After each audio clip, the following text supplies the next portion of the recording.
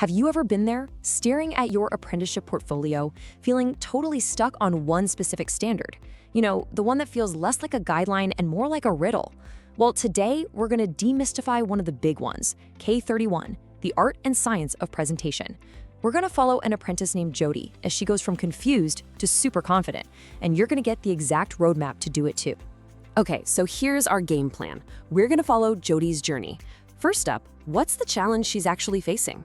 Then, we'll look at the killer development plan her mentor gives her. After that, we'll dive into how she creates really solid evidence for her portfolio. And to wrap it all up, we'll see how she gets ready for the final assessment. Let's do this. So let's meet our hero, Jody. She's an associate project manager apprentice over at a company called Ivis Stores. Now, she's really good at her job, flying through her apprenticeship, but there's this one little piece of her portfolio that's got her feeling, a bit blocked. I think we've all been there. And that challenge is a knowledge standard called K31, Presentation Tools and Techniques. It's a big one. And here's the thing, it's not just about knowing the stuff. She has to prove she can actually do it in her day-to-day job. That's where it gets tricky, right? So what even is K31? Okay, so at its heart, K31 is all about communication. It's about being able to take all that complicated project info, timelines, risks, budgets, and explain it in a way that's clear and honestly persuasive. This means you're using tools like PowerPoint, and you're using techniques like telling a story with your data to make sure everybody's on the same page. And this is so important. This isn't just about making some nice-looking slides to tick a box for your apprenticeship. No way. Getting K31 right is absolutely fundamental to being a great project manager. It's how you get your team all pulling in the same direction. It's how you get that crucial buy-in from the bosses.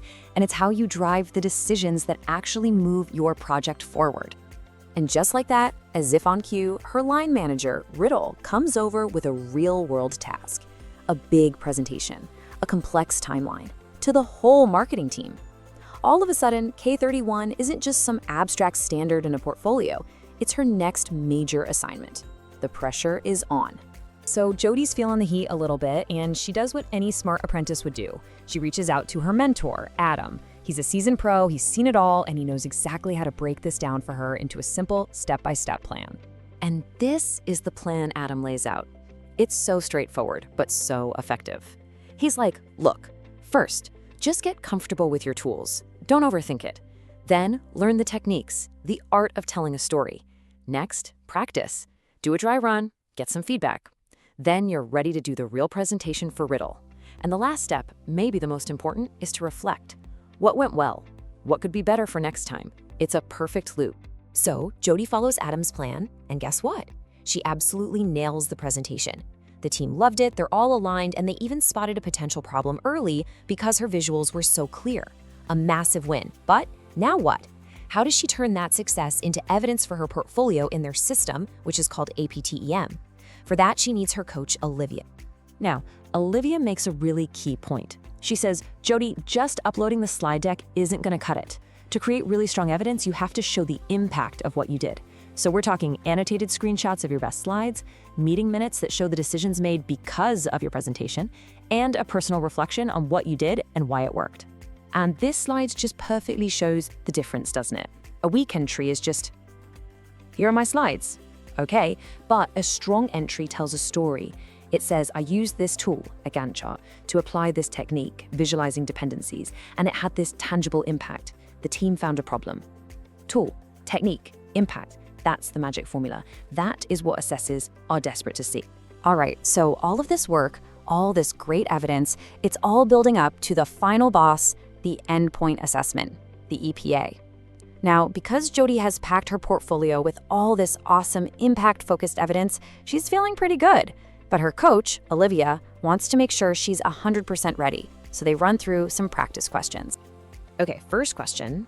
And it's a classic one you might see in the written part of the EPA. It's asking you to connect the dots between the tools you used and how you actually communicated with people. So how would you even begin to answer something like that? Well, Olivia gives Jody a super simple structure. She says, start with the context. What was the project? Who were you talking to? Then, name the specific tool you used. Describe a key visual, like that risk matrix.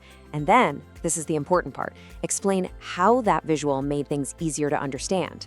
and you always finish with the outcome, what happened because of it. All right, next up, Olivia hits her with a question that's more likely to pop up in the professional discussion part of the assessment.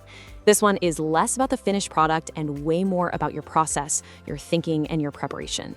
So for this one, you gotta show your thinking. Olivia tells Jody to walk them through it. First, I thought about my audience. Then I structured my content like this. I used storytelling to explain a tricky bit. I practiced and got feedback. And then the killer move is to reflect on what you do better next time. That shows you're always learning, always improving. And there you have it.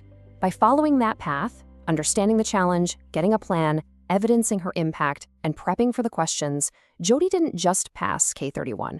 She became a better, more confident, more effective project manager. She went from being stuck to being pretty much unstoppable. So the question isn't if you can do it too. The question is, what's your first step gonna be?